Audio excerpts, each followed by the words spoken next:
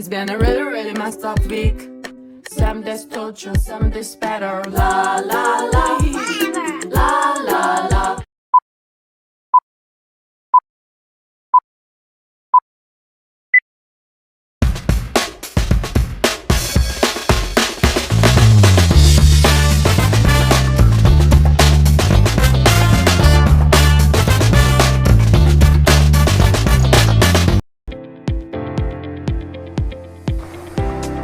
Perkembangan lembaga pendidikan Islam di Indonesia dimulai sejak awal Islam melalui pesantren tradisional.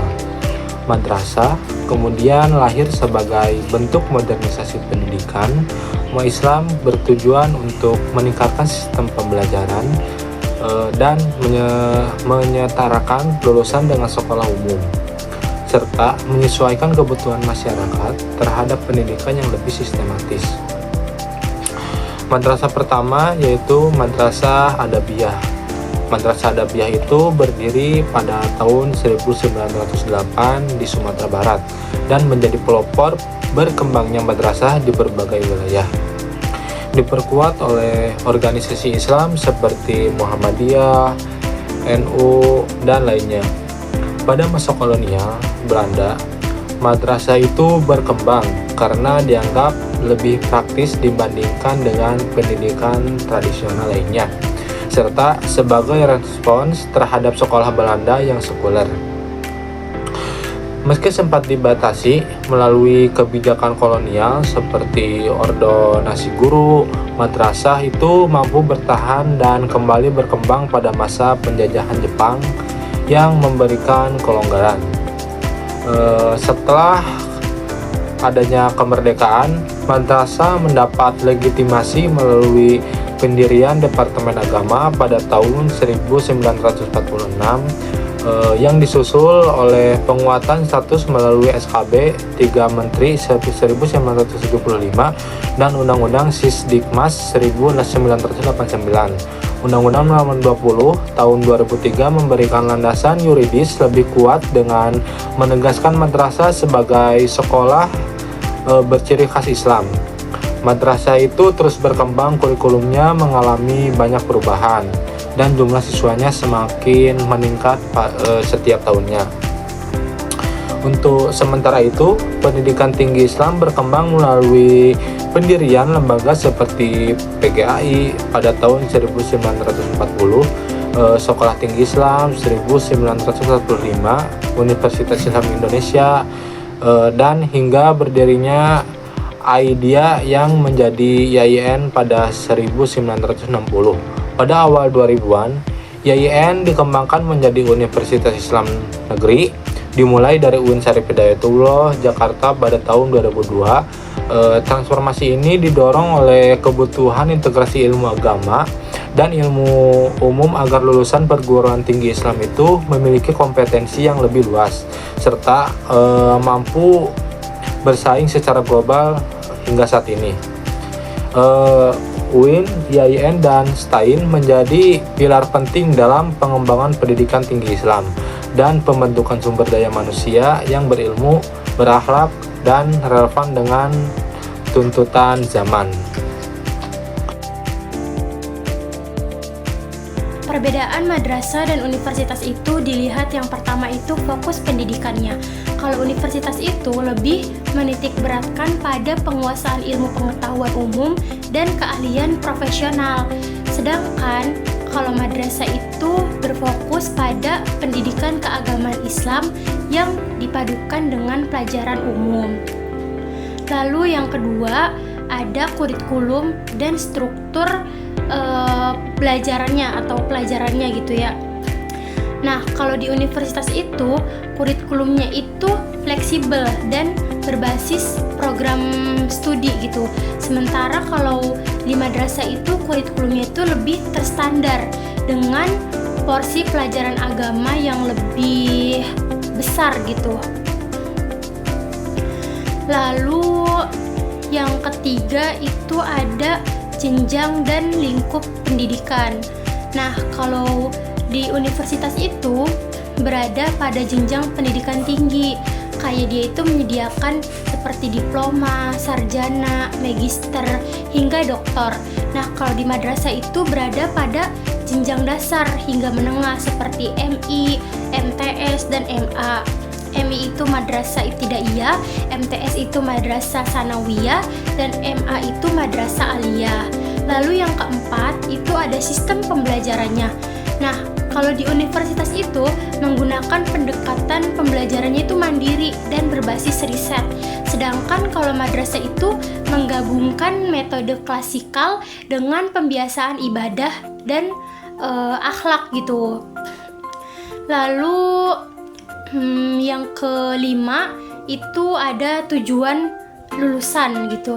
Kalau universitas itu menyiapkan lulusannya itu menjadi tenaga profesional di berbagai bidang gitu, seperti menjadi guru atau menjadi dokter atau mungkin anak teknik kayak gitu. Nah, kalau di madrasah itu menyiapkan lulusannya itu yang berpengetahuan agama, berakhlak, serta mampu melanjutkan pendidikan umum maupun keagamaan. Lalu yang keenam itu ada lingkungan dan budaya akademiknya. Nah, perbedaan universitas dengan madrasah itu, kalau di universitas itu lingkungannya tuh lebih ilmiah, terus dinamis, dan penuh aktivitas kemahasiswaan gitu. Kalau di madrasah itu ya mungkin cuman menonjolkan budaya religius seperti disiplin ibadah, lalu ada etika, dan juga akhlak gitu. Lalu yang ketujuh itu ada arah pengembangan kompetensi universitas. Pengembangan kompetensi. Kalau di universitas itu kan lebih mengembangkan kompetensi akademik, terus penelitian dan profesional gitu ya. Kalau di madrasah itu hanya mengembangkan kompetensi keagamaan, karakter, dan kecakapan hidup gitu. Madrasah dan universitas klasik menghadapi sejumlah tantangan yang signifikan di era modern.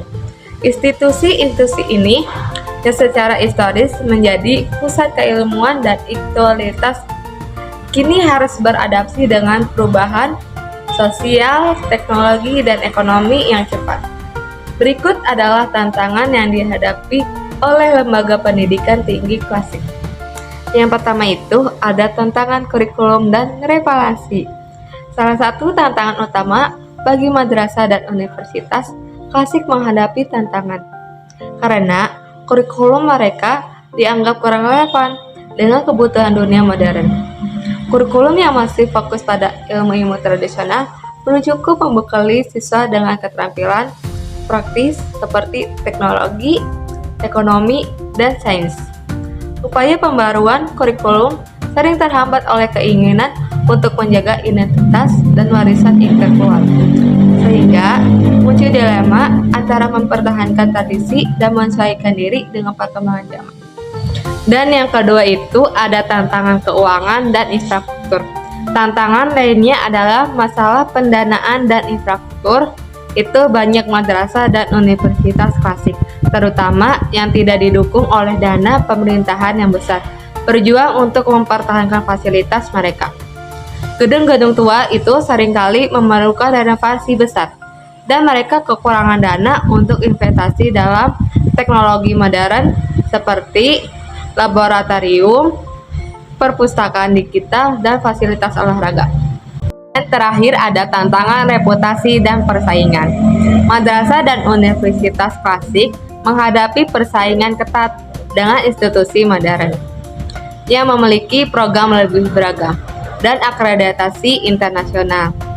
Akibatnya, mereka sering dipandang kurang kompetitif dan kurang menjanjikan untuk masa depan karier mahasiswa. Stereotip negatif semakin memburuk reputasi mereka, sehingga mereka harus berupaya lebih keras untuk membuktikan relevansi dan keunggulan sambil tetap menjaga identitas khas mereka. Bertolak dari kegelisahan terhadap pendidikan Islam kita, setidaknya kita dapat berpijak dalam mencarikan solusi alternatif yang terbaik sebagai berikut. Yang pertama, perpaduan inovatif. Solusi ini adalah inti dari pembaruan pendidikan Islam tentang bagaimana menggabungkan identitas Islam yang kuat dengan metode pendidikan yang modern. Yang A itu ada adopsi sistem pendidikan modern. Model sekolah umum Islam Muhammadiyah pada awal abad ke-20 mengadopsi sistem pendidikan modern dengan mendirikan sekolah-sekolah yang menggabungkan metode baru seperti struktur kelas, kurikulum terpadu, dan manajemen modern. Tujuannya itu untuk menghasilkan lulusan yang menguasai ilmu agama sekaligus pengetahuan umum agar mampu bersaingan di dunia profesional. Model sekolah ini memadukan pelajaran agama dan umum dan menjadikan dasar lahirnya sekolah Islam modern dan sekolah Islam terpadu saat ini. Dan bagian B itu ada modernisasi sistem pendidikan tradisional, model pesantren modern. Pendekatan ini bersifat evolusioner, di mana pesantren dan madrasah tetap mempertahankan tradisi keilmuan Islam, seperti kajian kitab kuning, tetapi menambahkan unsur-unsur modern untuk meningkatkan relevansi pendidikan Islam. Contohnya, pesantren Tebu Ireng mulai menetapkan sistem kelas dan kurikulum terstruktur, sementara pondok modern Gontor itu memadukan tradisi pesantren dengan disiplin modern, penggunaan bahasa Arab dan bahasa Inggris, serta kurikulum yang seimbang antara ilmu agama dan umum. 2. Membangun jembatan pengetahuan. Integrasi antara yang lama dan yang baru. Umar As-Saibani menyarankan agar pendidikan Islam itu tidak hanya bersumber dari warisan masa lalu, tetapi juga dari kemajuan ilmu pengetahuan global. Yang A itu ada penelitian ilmiah sebagai sumber belajar. Pendidikan Islam perlu mengembangkan tradisi penelitian ilmiah termasuk dalam bidang pendidikan, psikologi, dan sosiologi. Untuk itu, lembaga pendidikan Islam harus membangun pusat riset yang mengkaji metode pengajaran efektif karakter serta didik dan isu sosial. Contohnya adalah penelitian tentang cara mengajarkan tafsir Al-Quran secara interaktif dan sesuai dengan kebutuhannya. Generasi digital. Yang B itu ada adaptasi cerdas dari pengalaman bangsa lain. Pendidikan Islam itu perlu mengambil pelajaran dari sistem pendidikan negara maju seperti Finlandia, Jepang, dan Singapura. Misalnya, dengan mengadopsi project based learning atau pendidikan itu karakter ala Jepang, namun tetap menyaringnya agar selaras dengan nilai-nilai Islam. Yang ketiga itu ada kontribusi nyata untuk bangsa. Pendidikan Islam tidak boleh menjadikan menara gading yang terisolasi. Ia harus menjadi bagian dari solusi untuk masalah-masalah yang dihadapi bangsa. Yang A itu pendidikan multikultural dan toleransi. Pendidikan Islam berperan penting dalam menanamkan nilai toleransi di tengah keragaman di Indonesia. Kurikulum perlu memuat materi tentang penghargaan terhadap perbedaan budaya dan agama, misalnya melalui diskusi mengenai ajaran Islam tentang toleransi dalam hidup damai berdampingan. Yang B itu ada penamaan jiwa nasionalisme. Apa itu penamaan jiwa nasionalisme? Pendidik itu yaitu pendidikan Islam harus memperkuat fondasi kebangsaan yang berlandaskan iman. Dan penerapannya adalah integrasi nilai-nilai kebangsaan seperti Pancasila dan Undang-Undang Dasar 1945 ke dalam kurikulum agama. Misalnya, materi tentang perjuangan ulama dalam merebut kemerdekaan dapat menguatkan rasa cinta tanah air. Dan yang keempat itu ada kunci sukses lembaga pendidikan.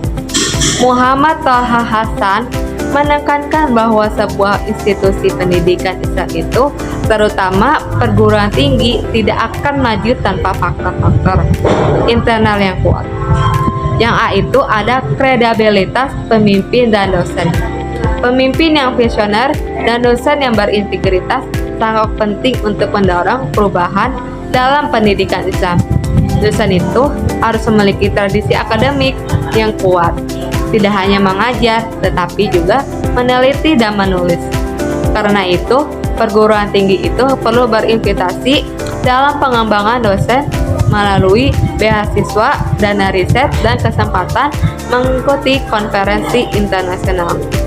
Dan yang bagian B itu ada manajemen kreatif dan program jelas. Manajemen yang baik adalah kunci operasional institusi, harus kreatif dalam mengelola sumber daya dan merancang program studi yang relevan. Penerapannya adalah perguruan tinggi Islam itu harus membuka program studi yang diminati pasar kerja seperti ekonomi syariah, sains data, Islam. Hai, mari kita bicara tentang bagaimana seharusnya pendidikan Islam itu bekerja supaya upaya besar yang kita sebut rekonstruksi pendidikan Islam, intinya pendidikan Islam bertujuan untuk mencetak manusia yang seutuh-utuhnya, bukan cuma cerdas di otak, tapi juga kuat di hati dan raga. Menurut konsepnya, ada 5 pilar utama yang harus ditanamkan ke dalam diri setiap manusia. Yang pertama dan paling fundamental tentu saja adalah pendidikan ketuhanan atau tauhid yang akan menjadi fondasi keimanan kita. Selain itu, kita perlu memprioritaskan pendidikan moral atau akhlak karena tujuan utama pendidikan ini adalah membentuk perilaku mulia dan menjauhkan kita dari perbuatan tercela. Dan yang terakhir, menanamkan jiwa beragama yang kokoh. Selain masalah iman dan akhlak, pendidikan Islam juga sangat fokus untuk mencerdaskan akal. Ini berarti membekali siswa dengan beragam ilmu pengetahuan, baik itu ilmu yang bersifat abadi seperti nilai-nilai keagamaan maupun ilmu-ilmu modern yang terus berkembang. Di samping itu, agar siap terjun ke masyarakat, kita harus memiliki keterampilan khusus yang berguna dalam kehidupan sehari-hari. Tidak hanya batin, fisik juga menjadi perhatian. Ada pendidikan fisik yang bertujuan menjaga kesehatan tubuh sebagai titipan dari Tuhan agar kita bisa beribadah dan berkarya secara optimal. Dan yang tak kalah penting, dan ada pendidikan kejiwaan yang memastikan setiap individu memiliki jiwa yang sehat, mampu beradaptasi dengan dirinya sendiri, orang lain, dan lingkungan sekitarnya. Jadi intinya adalah mencapai keseimbangan sempurna antara ilmu, iman, dan akhlak. Ambil contoh di pesantren, pendidikan moralnya dianggap lebih berhasil karena para santri tidak hanya diajarkan teori, melainkan juga mengalami penanaman nilai-nilai kebaikan secara terus-menerus. Kehadiran kiai sebagai teladan moral dan lingkungan yang mendukung sangat membantu proses ini. Singkatnya, pendidikan Islam bertujuan untuk menjaga dan mengembangkan martabat manusia sesuai dengan ajaran agama. Namun, kini kita menghadapi tantangan serius. Arus globalisasi dan kemajuan teknologi ditambah berbagai pengaruh eksternal seperti politik dan ekonomi telah membuat kontrol terhadap nilai-nilai etika dan moral menjadi sulit. Ini ironis karena di Indonesia kita masih menemukan kasus seperti kebocoran soal ujian nasional yang menunjukkan bahwa meski ingin hasil baik, ada pengorbanan terhadap kejujuran. Hal ini menegaskan bahwa pendidikan kita masih seringkali terlalu fokus pada hafalan dan doktrin sehingga belum sepenuhnya berhasil membentuk karakter yang kritis, toleran, dan utuh. Padahal, sebagai manusia, kita dibekali 3 potensi. Potensi hati atau qalbiyah, potensi akal akliyah, dan potensi fisik atau jasadiyah. Kita punya 2 peran utama, yaitu sebagai khalifah atau pemimpin atau wakil Allah di muka bumi untuk menjaga alam, dan Abdullah yakni hamba Allah yang harus mengabdi. Pendidikan Islam harus mampu mengembangkan seluruh potensi ini agar kita bisa menjalankan kedua peran tersebut dengan baik. Oleh karena itu, demi mengejar ketertinggalan dan menjadi relevan, kita perlu belajar dari sejarah emas, misalnya masa Abbasiyah yang maju berkat dukungan penuh pemerintah. Kita harus berani memisahkan antara prinsip jika dasar Islam yang bersifat abadi dan model-model pendidikan yang sudah usang, lalu mentransformasi nilai-nilai unggul masa lalu tersebut agar bisa diterapkan dan efektif dalam konteks kehidupan kita saat